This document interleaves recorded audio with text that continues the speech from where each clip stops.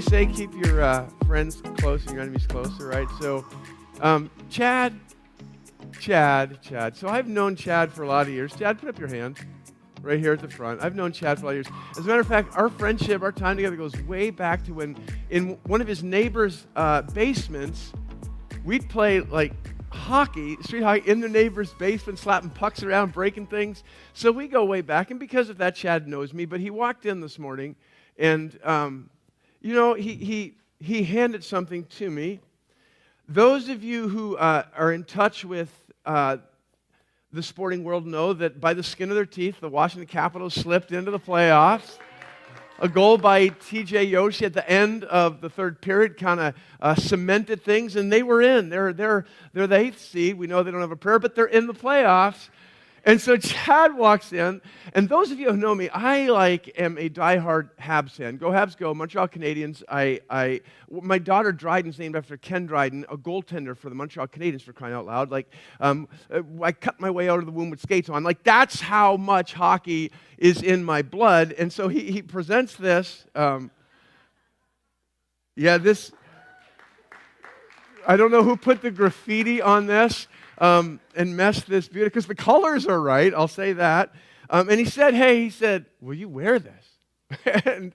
and then I meditated on the question, and I prayed through the question, and then scriptures are going through my mind like, love your enemies, Do good to people who try to embarrass you. And so, do you want to see me put this on, people? All right, absolutely. We absolutely will put this sucker on right here. Chad, get up here, Chad. All right, get up here. You want a picture? Come on, Chad. This is our moment. Look at this right here. You can get up here, get a selfie. All right, what I do for the people that I love. All right, put your hands together. I love you, Chad. I'm going to take this off for a lot of reasons, and does anybody want this? Because I'm assuming it wasn't a gift. You're actually going to wear this at some point in time, so I'll throw it back to you. Thank you. You can take it to a pawn shop and sell it for $1 or something like that. $1 for every title that they've won.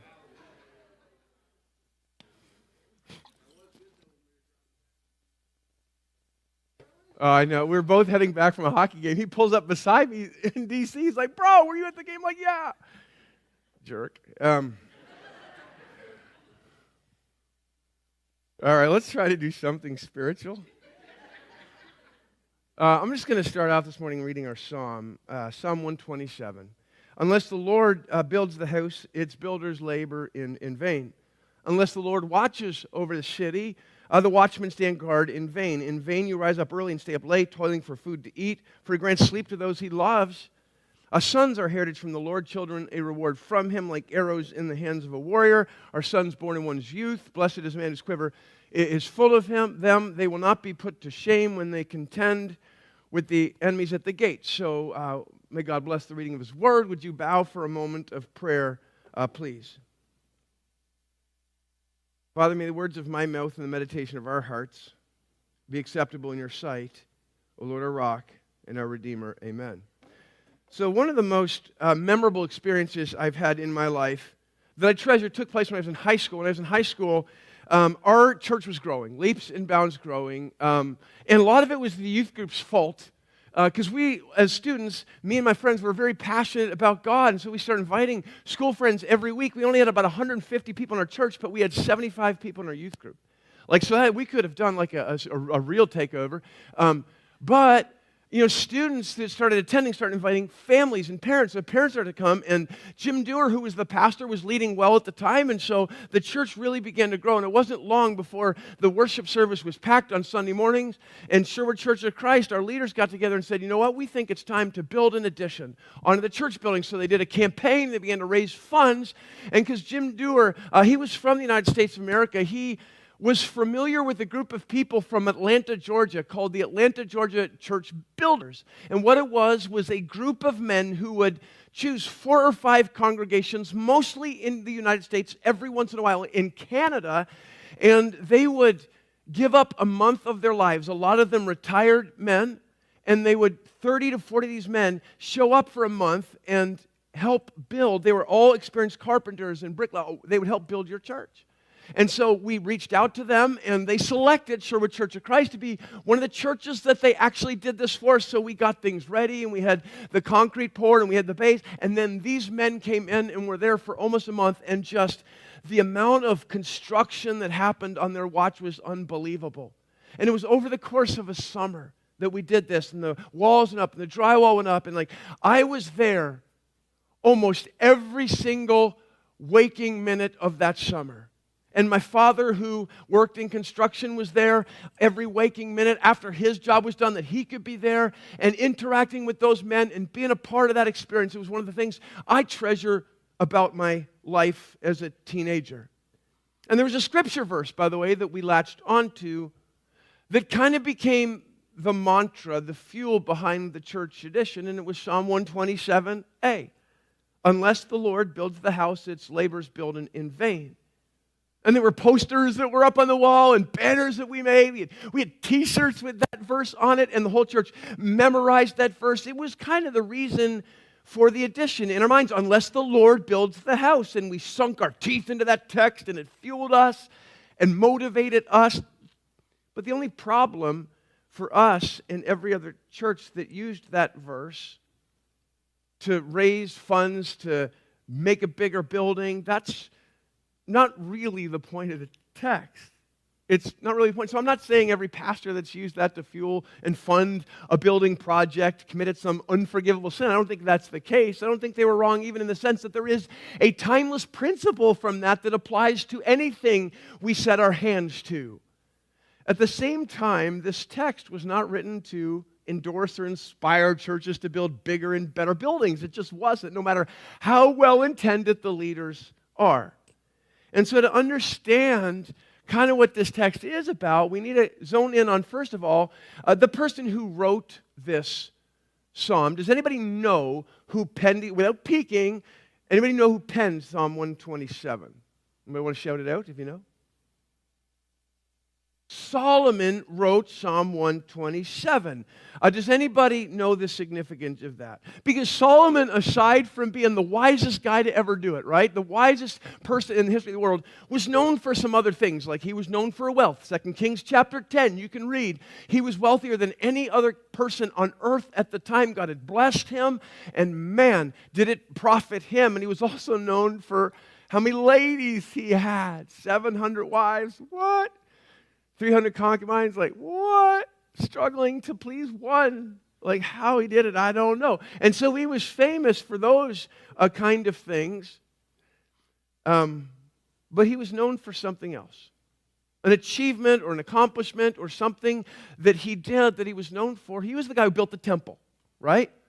And so David, his son, wanted to build the temple. You can read the story. David went to God and said, God, I want to build you a house. I want to build you a permanent home, a residence, a place where we can put the Ark of the Covenant. Please, please, please, God, may I do it? And God said, no, you can't do it. You're a man of war, and you've shed too much blood, but your son who comes after you will do it. So Solomon built God's house, and there were specific instructions, and he followed them precisely, and the Ark of the Covenant was placed inside. So the temple for Jewish people was God's house. And so in context, you read this verse in context, and it becomes pretty clear, unless the Lord builds the house, its labor in vain. And essentially, all Solomon did was follow the instructions from God. God was the one who designed and built the house. But does anybody know why we can't just go, but wait a second here? So the Old Testament had a temple, we have church buildings. And so why can't this be about our church building? We worship God here just like they worship God in the temple. It's a great question. And it's because church buildings are not the modern day temple. We as God's kids are the modern day temple. Let me say that again. Church buildings are not the modern day temple. We as God's kids are the modern day temple. We are the church. That's why Paul said multiple times things exactly like that. He said, you are the church of Christ. Listen, 2 Corinthians 6:16 says this, we are the temple of the living God. It says that. Don't you know that you yourselves are God's temple and that God's Spirit dwells in your midst? If anyone destroys God's temple, God's going to destroy that person. For God's temple is sacred and you together are that temple. You're the temple. And so if you wanted to say, unless God's the one designing you and constructing you and rebuilding you, that you're constructed in vain, I can get down with that. But no, this is not about a church building addition, and I hope we understand that. But Solomon did build the temple and was called by God to build the temple. But since he was taking his orders from his boss, what Solomon's saying is this: I can't take credit for it, right? Because I didn't dream it up. I didn't design it. I just did what I was told. And I believe that there's a lesson in there for you and I. Obey God, and what you do will not be in vain. Let me say that again. Obey God, and what you do will not be in vain. Because especially in Jesus, you are the temple of God. He lives in you. Let Him do the building and designing. Your job is to obey. That's all Solomon did. When he stopped obeying, by the way, later in life, that's when Solomon started getting into trouble just a little bit. I did an experiment with the kids last week, so it was kind of fascinating. I took 7 words, and I wrote them on 7 different sticky notes, right? I love messing with my kids. It's one of the great gifts of parenting. And so the 7 words were this: thank, watch, share, obey, taste, play, and help. And I wrote them on all these sticky notes. And then I came down to the kids and I said, what I want to know is, of all of these words, what is your favorite word? And of all these words, what's your least favorite word? And I said, in fact, let's do this. And I stuck them all over the table downstairs where they were. I said, I want you guys to, it was Mac, Lily, Thad, Luna, Salsa. I want you guys together to work and put them in order as far as the words you like most, all the way down to the one you like the least. Do you want to know the order? Favorite to least favorite, here it is. Number 1, Toner, number 1 was taste. My kids like to eat. Salsa's shirt this morning says, I don't know. I just really like snacks. That's our family. They love to taste things. Number 2, this was the influence of Salsa and Luna, play, right? Like they're always back. Can we go to a park? Can we go to a park? Can we go to a park? Number 3, and I know this is Thad's, there is no kid on earth I've met that's more thankful than Thad. Number 3 was thank. Number 4 was surprising a little bit. It was share, because I navigate a lot of moments where that seems to be a little too high up on the list, if we're going to be honest. Number 5, help. That's cool. Number 6, watch. And if I explained to them when I saw the list, now, so we can take away your iPad, because apparently this thing does not mean that much to you. They weren't down with that. Number 7, and as their father, I was not surprised, was the word obey. Number 7 on the list. Their least favorite of all of those words. And the funny thing is, of all of the words on those notes, the one that will benefit them the most is the one they least like to hear obey. But obedience is the key to living a life that truly matters. It really is. It's the key to a life lived not in vain. There's an old song, it was number 325 in my hymnal growing up, and I will never forget that. Trust and obey, for there's no other way to be happy in Jesus but to trust and obey. Listen, that's not a bad recipe for success. Obey. The problem is, unless you know what He's asking you to do, how can you obey? So open your word and let God build your life. In other words, He's the foreman. You're just doing what He says, but for so many people, that's not how our lives are built. We're the ones that are in charge, and we see it that way. We're older than my kids, but we seem to like the word just as much as my kids do. By the way, when you read the first 2 verses of the text, there's a word that appears 3 times in the first 2 verses, right? It's the word vain, or in vain. Why does that word appear 3 times? It's because that's kind of the point Solomon's trying to make. The Hebrew word for vain is the word saw. It appears 32 times in the Old Testament. 3 of them are right here in this verse. And it has an interesting range of meaning. If you're to compare translations, it can be translated vain or vanity or with deceit. But probably my favorite translation is the word worthless. Worthless. Because that's what Solomon's saying. Whatever you do, if you're doing it sans God, if you're doing it without Him, it's utterly worthless. It has no value. It's just a big fat waste of time.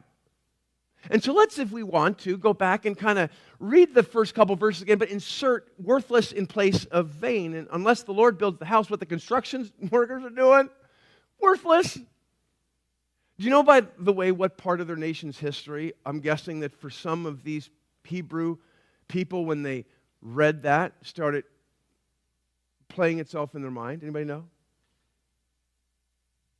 The Tower of Babel, maybe? Like the most worthless construction project in the history of history. It really was.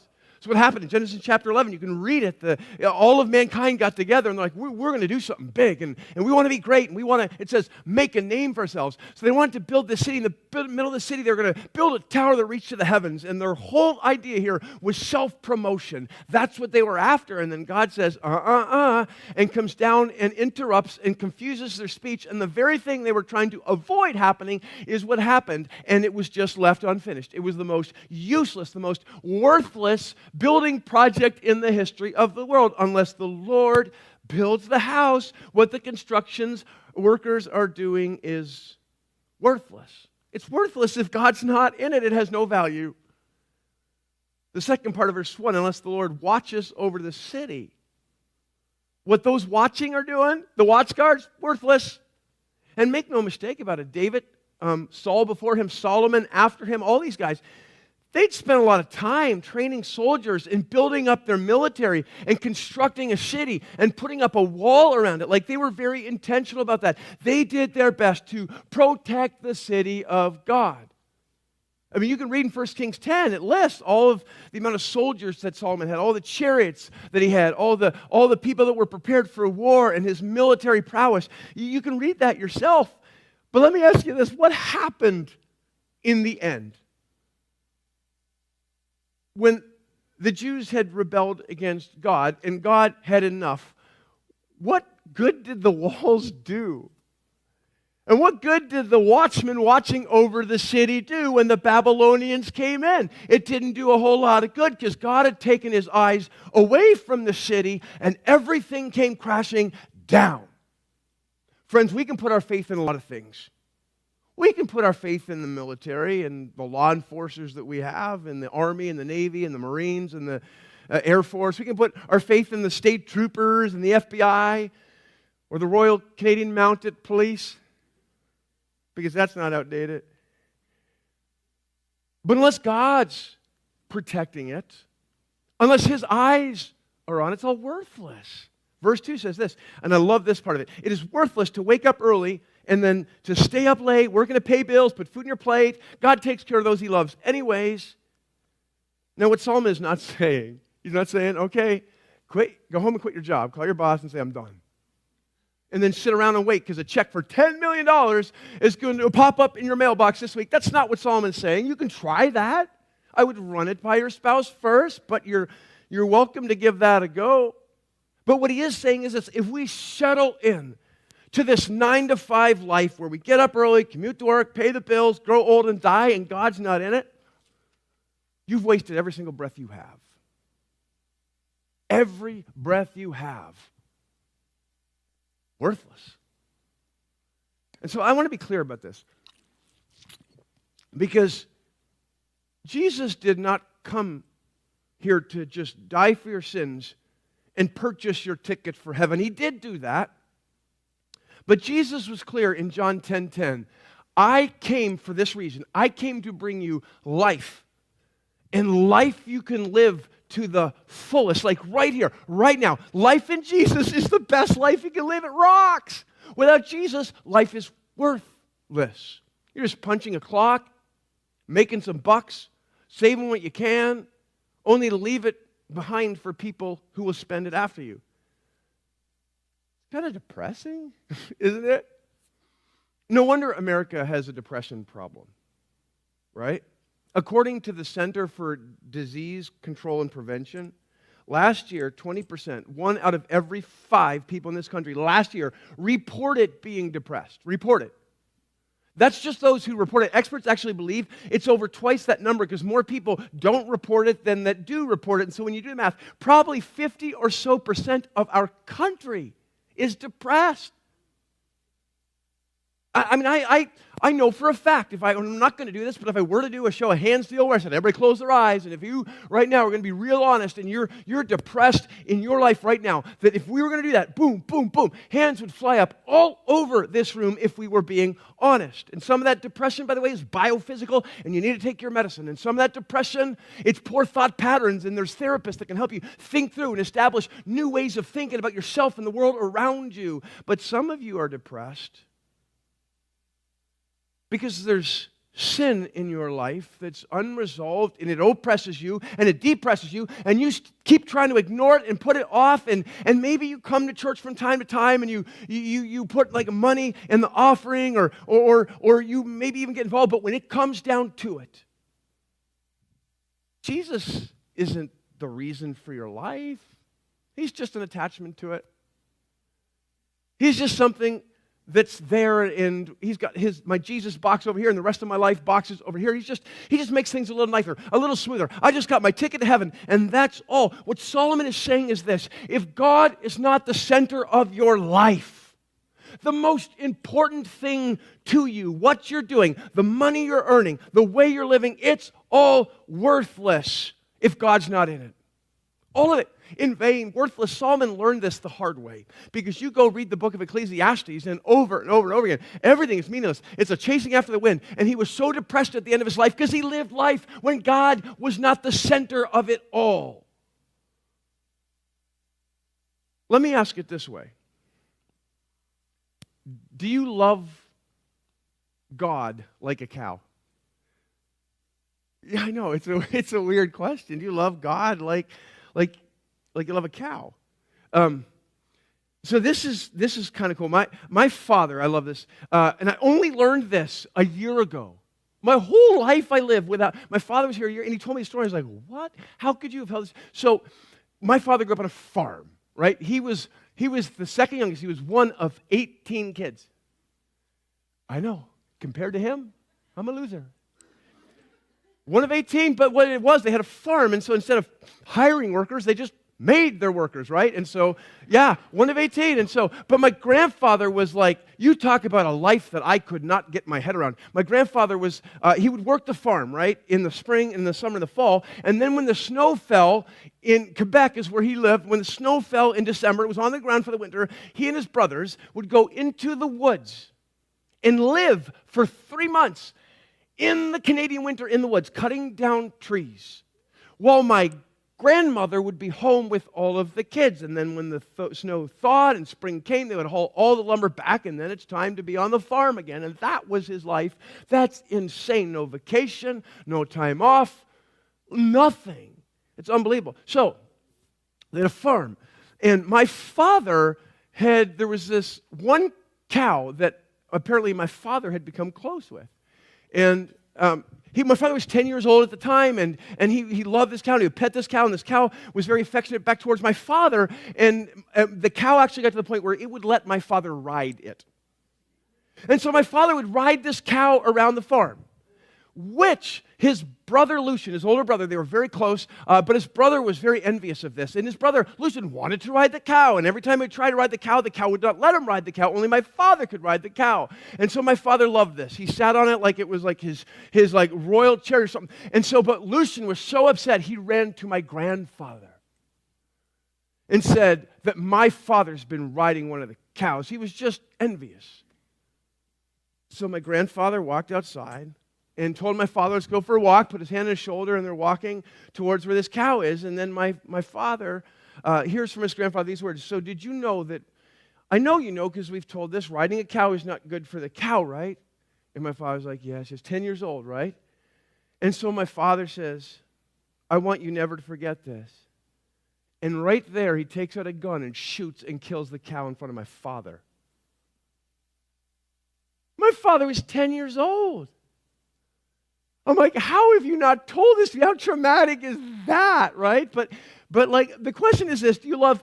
My father is probably the only one I've ever met that truly, really loved a cow, like a bestie. But how do most people love a cow? Most farmers, they love it for the milk it gives, and the cheese it provides, and the meat, and the profit that they make off of it. That's what farmers are doing. They're not sleeping in the barn, cuddling with the cows, massaging their backs and painting their hoof nails. They're not doing any of that stuff. They love the cow for what they get out of the cow. That's it. And for so many of us, I feel like that's how we love God, if we're being honest. We love Him for what we can get out of Him, what we want Him to do for us, the prayers that we want Him to answer on our behalf. I have a list a mile long of people that I've known who've done church and they've gotten baptized and they've paid their dues and they feel like they got that ticket to heaven. And then all of a sudden they come up against a situation and they need God to do something for me now. And when it doesn't turn out the way they're requesting, God says no, they're like done. Why? Because their love for God is all about them and what they can get out of it. Do you love God like people love a cow? It's a weird question, but because the God I know and the God I love, when you fall in love with Him, He fills you and He changes you. And you're filled with love and joy and peace and kindness and faithfulness and good and gentleness and self-control. And He changes you from the inside out. And all of a sudden your characteristics become different and the way you treat people become different and your passions become different. It doesn't happen overnight, but it does happen. There's evidence of your love for God. A life lived in God is not a life lived in vain or a life wasted. It's a life well spent. It was Charles Spurgeon that said these words: "The human hand without the hand of God is in vain," commenting on this passage. "The human eye without the eyes of God is in vain, and human action without the action of God is in vain." How meaningful is your life? I love lists, by the way. Those who've sat here long enough, like top 10 lists and who's greater lists. I have a top 10 list, and I actually got this from the History Channel. They did a thing on this a while ago, but the top 10 worst tragedies in U.S. history. All right, so number 10, April 18th, 1906, 5:13 in the morning, San Francisco had an earthquake which resulted in a fire, and 3,000 people died as a result of that tragedy. That's a tragedy. Number 9, the Galveston hurricane. Galveston, Texas, the year 1900, sustained winds of 150 miles an hour in Texas. 8,000 people died as a result of that. Number 8 on the list, the Korean War, dubbed the Forgotten War. 36,914 U.S. lives lost in the Korean War. Number 7, the Vietnam War. We're actually doing a play, not we, Harry Kantrowitz is coming directing a play. He's going to use the theater here to do it in November about that Vietnam War, and there's going to be vets in here that are part of that and speak and share, and I encourage you to be a part of that. 58,220 U.S. lives lost in the Vietnam War. That's a tragedy right there. World War I comes in at number 6. April 6, 1917, U.S. comes in and declares war on Germany, right? This is the number, 116,516 lives lost. American lives lost in World War I. World War II, number 5 on the list, leaves it in the dust. Post-Pearl Harbor, 1941, U.S. gets involved in this war, and the result of lives lost, 405,400, 4 times almost the amount in World War I. That's a tragedy right there. Number 4 on the list, the 1918 flu pandemic. Misnamed the Spanish flu, probably. It was actually started, I think, by somebody in Kansas. So it's kind of a misnomer, but 675,000, they had no vaccine. 675,000 wiped out by the flu pandemic. Number 3 on their list was the HIV/AIDS epidemic. The peak, by the way, in 1995, in that year alone, 50,000 people died. 700,000 total as a part of that epidemic. Number 2 on the list, it's the U.S. Civil War. 2.5% of the entire population of this country wiped out in the Civil War. 750,000 lives at the time, gone. That's a tragedy. Number 1, you know what number 1 is on the list? Here it is. The COVID-19 pandemic At first, we called it the coronavirus. Everything shut down. And we remember videos of loved ones having to say bye to someone they love, but on the other side of a glass and other side of a wall. And here's the total of that. You talk about, because you lived this tragedy. You lived it. You were a part of it. We all felt it. We still remember it. It felt like in some ways yesterday. And for me, in some ways, it feels like 10 years ago, 15 years ago. 1,181,607 U.S. lives lost. That's a tragedy. I have one tragedy for you more tragic than any of those. And it's this. One person dies not knowing Jesus. A life lived in vain is the most worthless life in a sense of all. And that's the most tragic thing. That's what Solomon's saying. 1 million lives lost. If they know Jesus, okay. One life lost outside of Christ is more tragic. So I have to ask you, because this is personal for us. Are you a tragedy waiting to happen? Are you in a personal relationship with Jesus Christ? Have you surrendered your life to Him and said, Lord, I don't need to be the boss of my life. I want you to be the boss of my life. I want to give up my life to you because I want to be a part of something bigger than myself. I want you to redeem me. I confess I'm a sinner. I've blown it. I've done things I know are wrong. And Father, you have paid the price for my sins. Have you given your life to Jesus? Because ultimately, I get it. Our families matter, and our jobs matter, and our friends matter, and our activities, they do matter, and they matter to us, and that's okay. But without Christ Jesus, what are they really?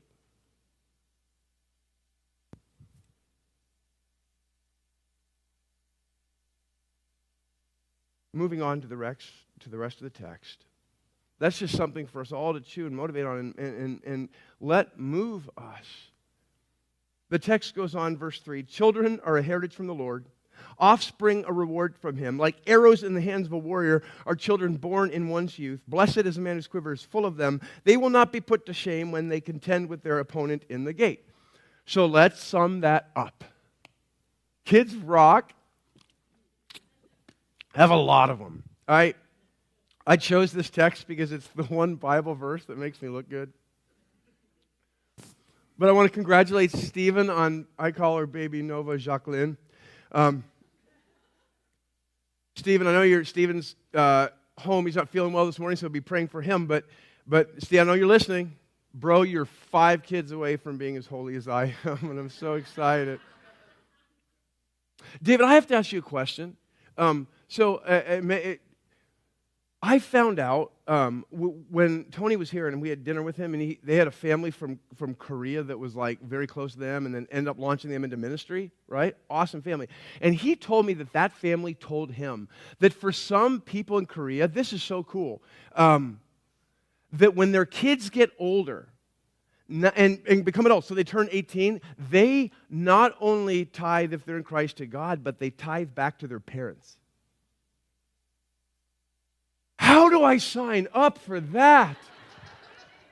Oh my goodness. I want to get on board with that plan. Oh, anyway, sorry. But the message is clear. Kids are a gift from God. One of my favorite Jesus moments was when he was going from town to town in Mark chapter 10, and he stops for a coffee break or something, and kids are crawling all over him, and they're hugging on him, and the disciples see this, and like, Jesus doesn't have time for you. He's got to teach, he's got to heal people, and they're shooing the kids away, and they're actually getting mad at the parents, like, parents, just get a hold of your kids and keep them away from Jesus. And what does Jesus do? He has to say, no, you don't get it. And I wonder if Psalm 127 was in the back of his mind when he said this. No. Let the kids crawl all over me. And he disses the disciples and keeps calling them with the kids. And do you realize the blessings, bro? And he says that to his disciples, especially in their day and age. So let me explain this. So the final sentence in this poem maybe to you is a little bit weird. Like the person with a lot of sons, they will not be put to shame when they contend with their enemies in the gate. You're like, what's that about? So for years I assumed, and I read commentaries that kind of taught this, that what they were saying is if you have a lot of sons and then they're trained military sons and somebody comes storming the gate, then your military sons can contend against those enemies and you won't be subdued and you'll not be put to shame. And I've read commentaries that have said that, and maybe that's the case. I don't think so. So the gate, if you're familiar with history, was where dilemmas were solved, where cases were heard. Literally, the judges, it was kind of the court of their day. A judge would hear like what the adversary or an enemy had to say about you and then make a ruling, so here's what I'm thinking. Over and over in the Old Testament, I mean, it was ingrained in the Hebrew people. It was ingrained in them because they didn't have an unconditional relationship with God.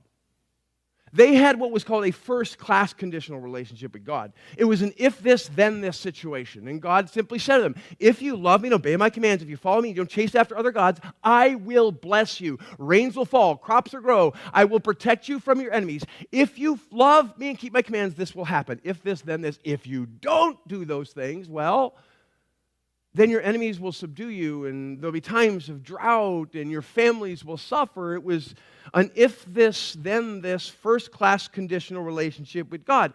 And within the context of that, do you know what one of the biggest blessings known was? A fruitful womb. It was kids. And if you couldn't have kids, what do you think the Jewish assumption was then?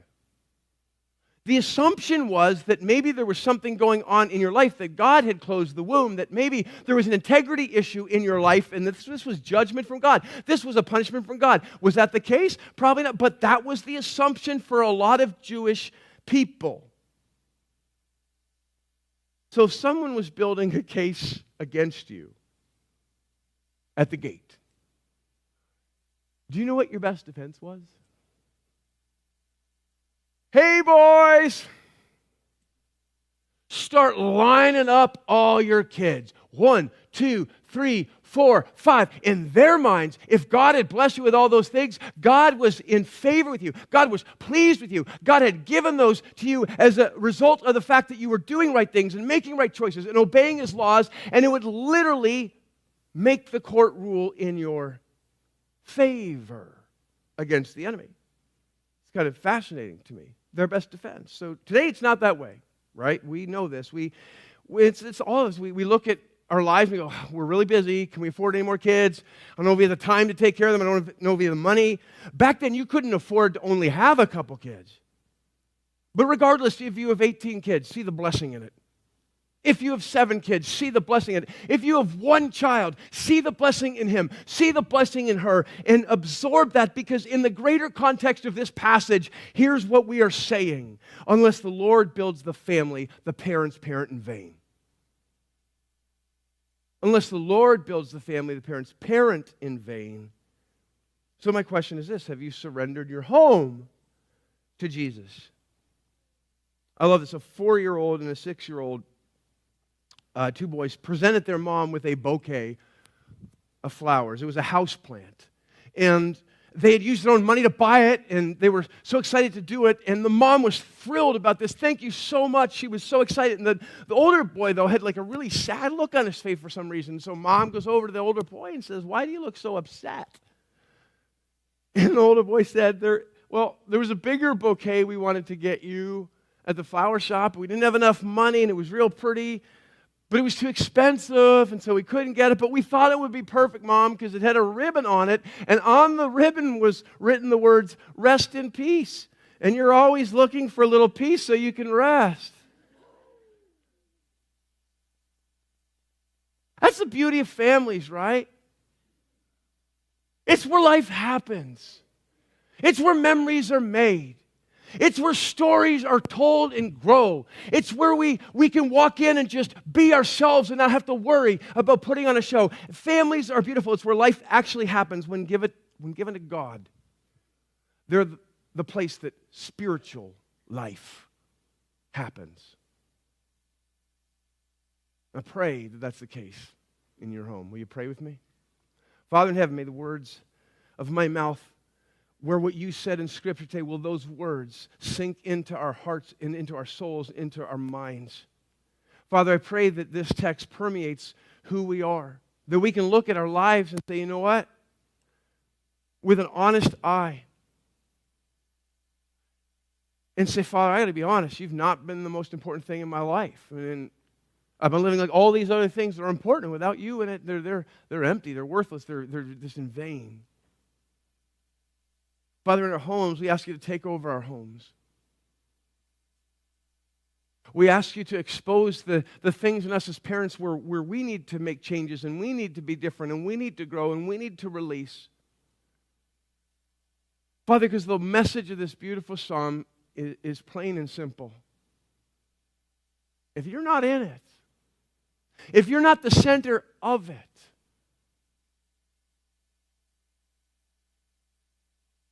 Father, then why are we so stressed out about it anyways? Because outside of you, it doesn't matter. But with you, you put value into everything we have and everything we do. And I want to thank you for that.